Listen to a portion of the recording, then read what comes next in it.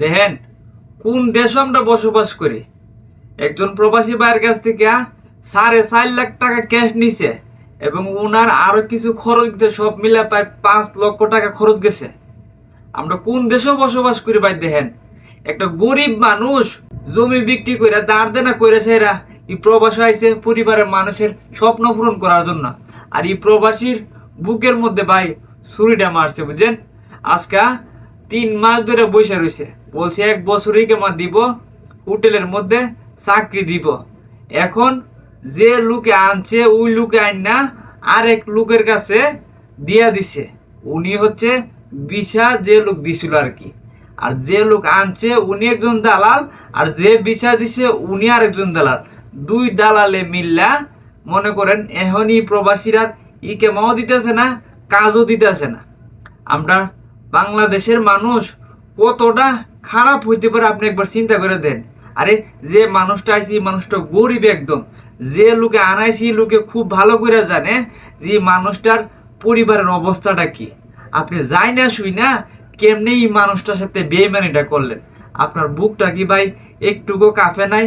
আরে এই টাকা পয়সা কয়দিন থাকবো, কয়দিন থাকবো এই টাকা পয়সা? কিন্তু এই মানুষটা যে চোখের পানি ফেলাইতেছে এই দূর প্রবাসে আইসা, আমি কি করলাম বইলা শুধুমাত্র কান্না করতেছে। ভাই আমার ফসলের একটা জমি ছিল, এই জমিটা বিক্রি করে আইছি। আমার গাভী ছিল, এই গাভীটা বিক্রি করে আমি আইছি। এই মানুষটার সাথে কেমনে পারলেন ভাই? আপনি কেমনে পারলেন ভাই? আজকে তার কোনো খোঁজ খবর নিতেছেন না, সে খাইছে কিনা এই খবরটা নিতেছেন না। আমার কথা যদি বলে বলে যা পারে তা কইরা লাইতো। কেন? এই মানুষটা গরিব দেখা, এই মানুষটা দুর্বল দেখা আজকে তার সাথে উঁচু গলায় কথা বলতেছেন।